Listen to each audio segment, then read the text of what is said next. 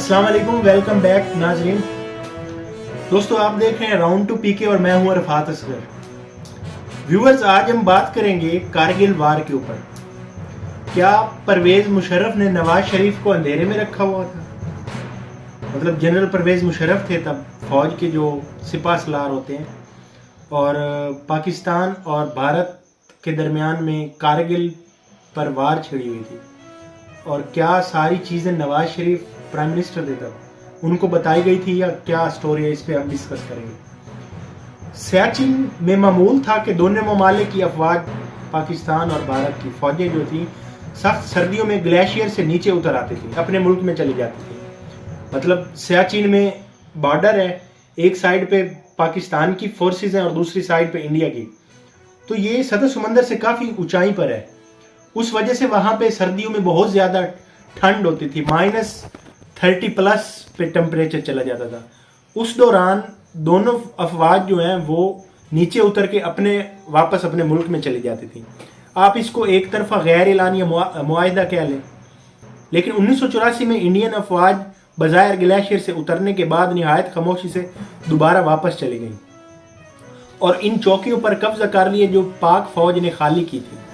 मतलब दोनों फौजें ग्लेशियर से उतर गई, लेकिन जो इंडिया की फौज है वो चुपके से वापस आ गई और उन चौकियों पर कब्जा कर लिया जो पाकिस्तान की फौज खाली करके वापस गई थी। यही इंडिया का सियाचिन फतह थी। उन्होंने आराम से फतह कर लिया चौकियों को।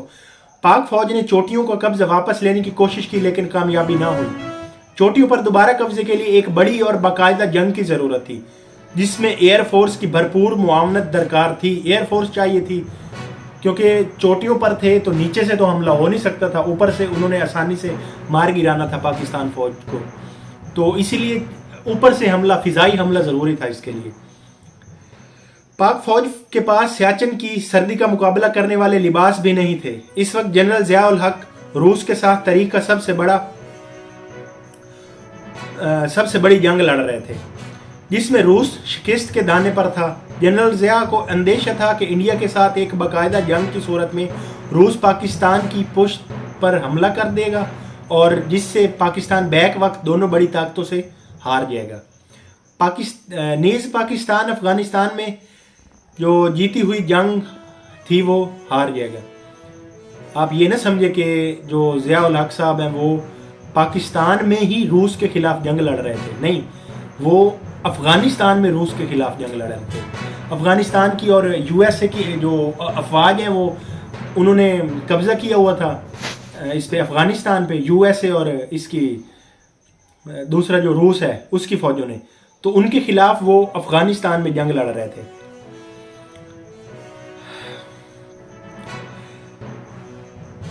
खालिस्तान जो तरीक थी वो इस वक्त जड़ पकड़ चुकी थी और ज़िया-उल हक को उम्मीद थी कि सिख आज़ादी हासिल कर लेंगे, जिसके बाद कश्मीर खुद ब खुद इंडिया से कट जाएगा।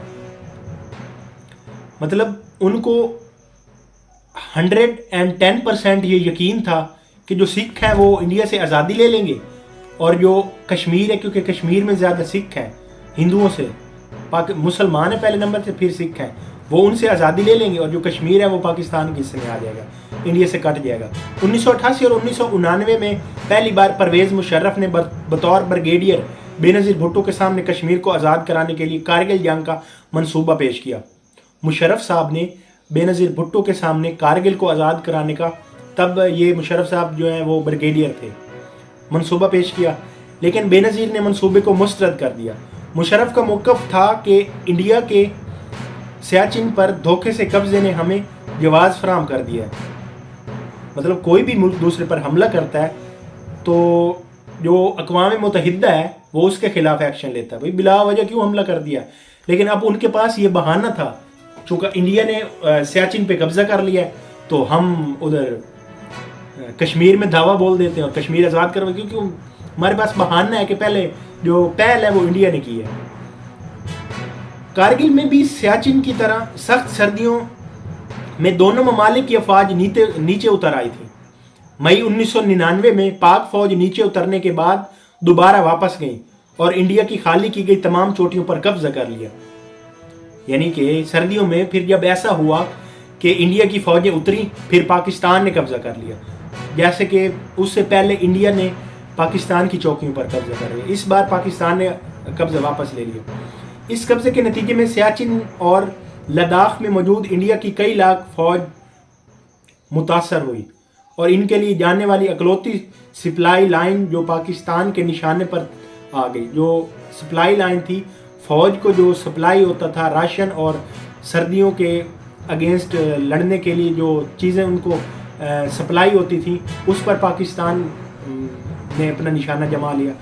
मई के आगाज़ में फॉर्मेशन कमांडर्स की एक प्लाटियन के दरमियान एक मीटिंग हुई जिसमें पाक फौज की आला क़यादत मौजूद थी।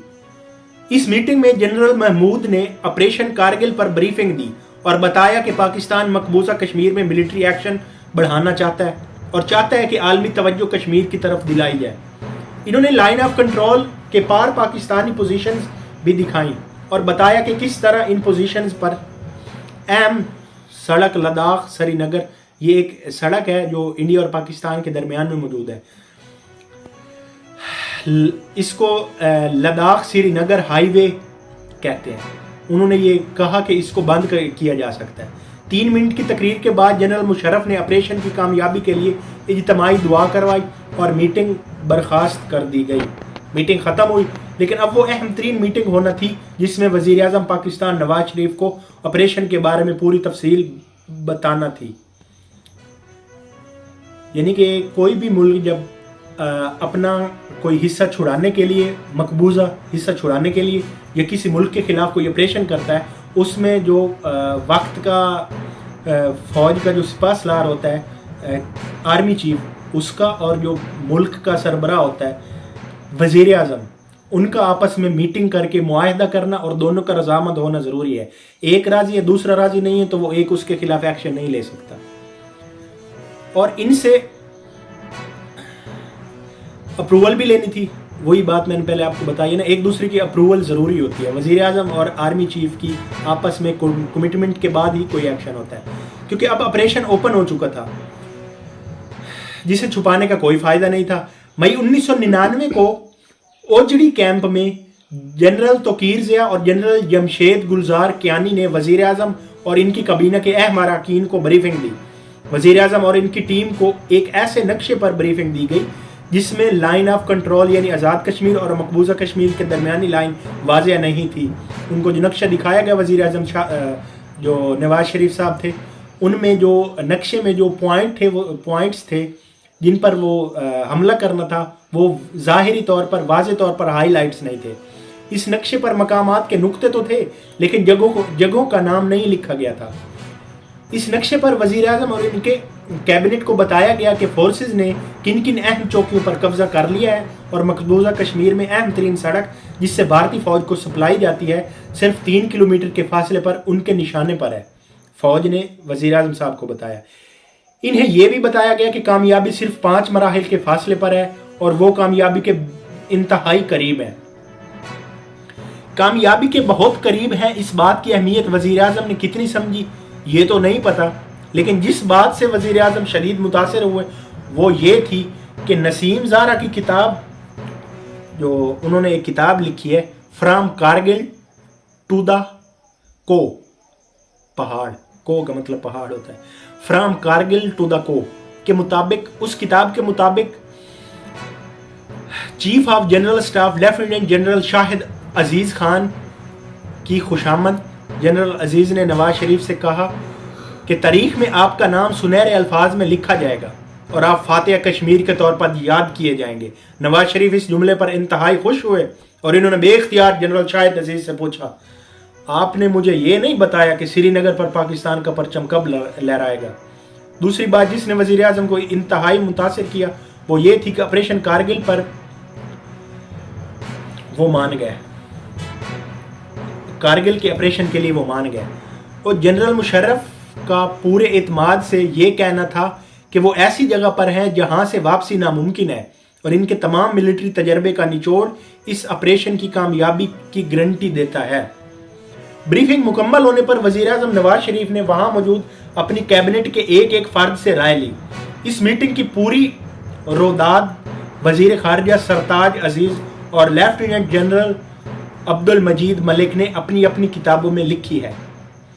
नवाज शरीफ के अहम तरीन रफ़का जो साथी थे इस ऑपरेशन पर सवालात उठा रहे थे, लेकिन नवाज शरीफ इन एतराज़ात को ज़्यादा अहमियत नहीं दे रहे थे, क्योंकि उनको जब कहा गया था कि आपके जो नाम है उनको तारीख में लिखा जाएगा और आपको अच्छे अल्फाज से याद किया जाएगा कश्मीर फतह होने के बाद, वो इस लालच में थे और उन्होंने अपनों की कोई ना सुनी। शायद वो अब तक जनरल अजीज़ के फाते कश्मीर वही बात है ना।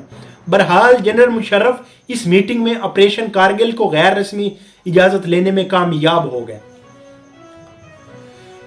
इस मीटिंग में एक और शख्स भी था जिसकी राय ने जनरल मुशर्रफ को आर्मी चीफ बनाने में अहम किरदार अदा किया, यानी चौधरी निसार अली खान के भाई सेक्रेटरी दिफा जनरल इफ्तिखार अली खान।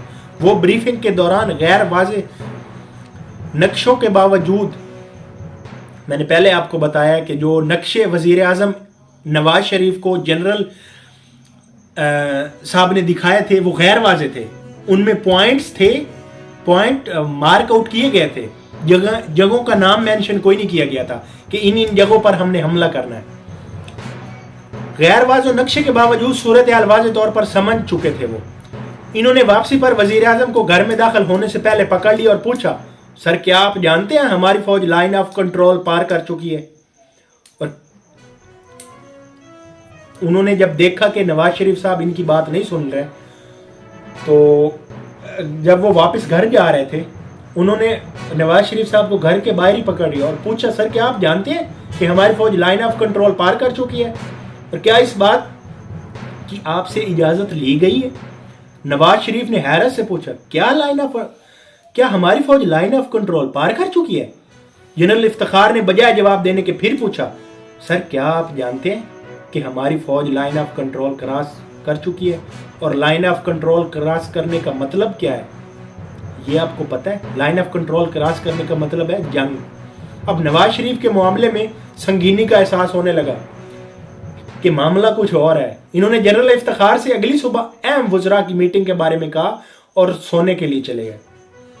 अगली सुबह फिर मीटिंग हुई जिसमें अमूर कश्मीर के इंचार्ज जनरल रिटायर्ड मजीद मलिक, मुशाहिद हुसैन, सरताज अजीज़ और सेक्रेटरी दिफा जनरल इफ्तिखार अली खान समेत दीगर अहम वज़रा मौजूद थे।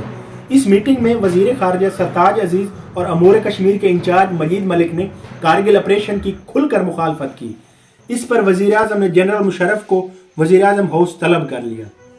अब बंद कमरे में एक अहम तरीन मीटिंग होने जा रही थी जिसमें सिर्फ 3 अफराद शरीक थे, वज़ीर आज़म Nawaz Sharif, army chief general Pervez Musharraf और सेक्रेटरी दिफा जनरल इफ्तिखार। वज़ीर आज़म ने जनरल मुशर्रफ से पूछा, क्या आपने लाइन ऑफ कंट्रोल क्रॉस की है? जनरल मुशर्रफ ने कहा, यस सर हमने की है। वज़ीर आज़म ने पूछा, किसकी इजाज़त से की है? जनरल मुशर्रफ ने जवाब दिया, मैंने अपनी जिम्मेदारी पर की है सर, अगर आप आर्डर दें तो मैं फौज को वापसी का हुक्म दे दूं।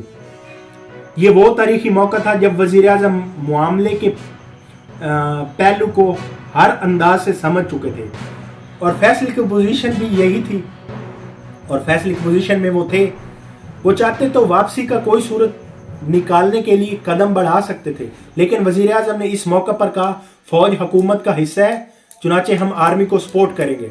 We will support army, army is the part of our country. ये उनके अल्फाज थे। वज़ीर आज़म और सियासी क़यादत कारगिल ऑपरेशन से मुकम्मल आगाह थी, लेकिन क्या करें कि नवाज शरीफ को आगाह करने वाले अब अकेले जनरल मुशर्रफ ही नहीं थे, एक और शख्स भी था जिसने नाराज़गी भरा फ़ोन किया।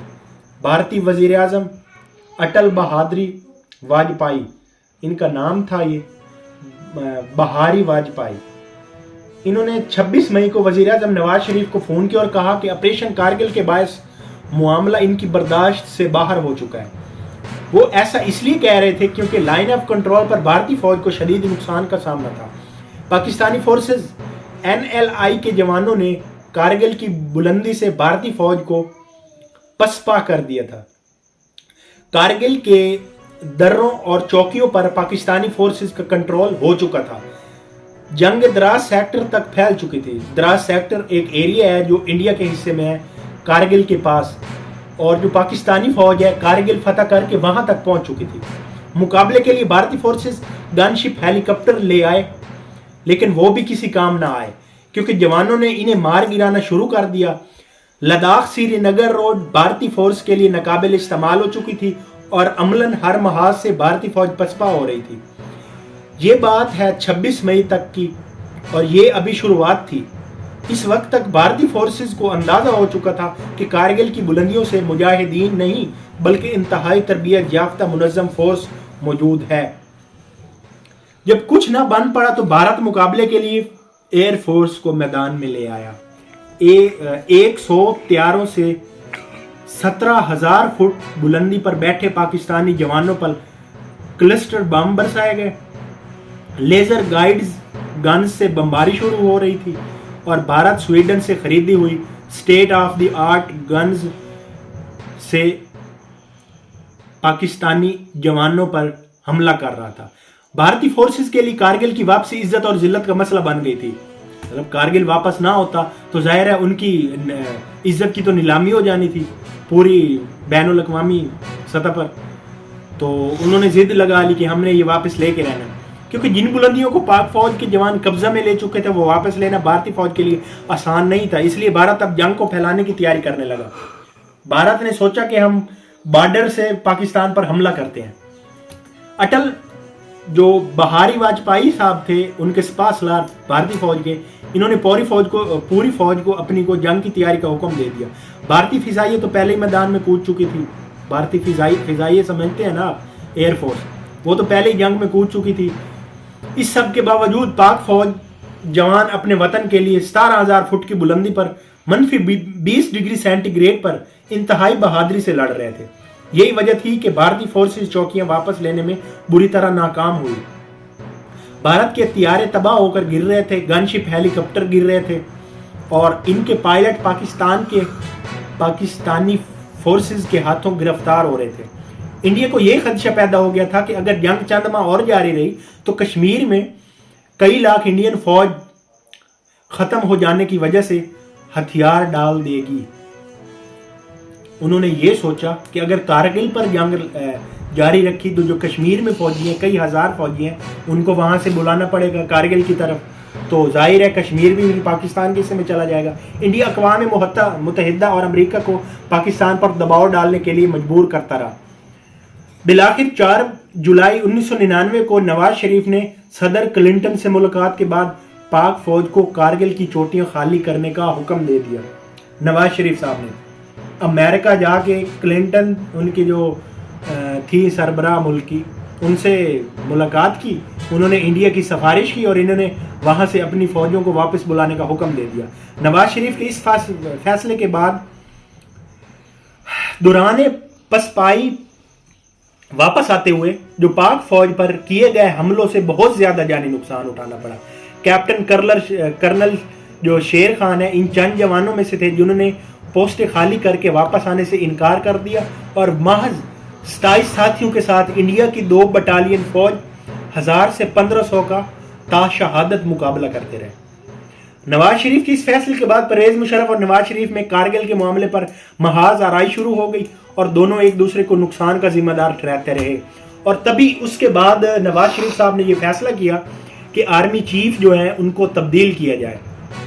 तो इन्होंने एक अहम मीटिंग की ब्रिगेडियर्स और कर्नल जो थे उनको बुलवा के, और परवेज मुशर्रफ को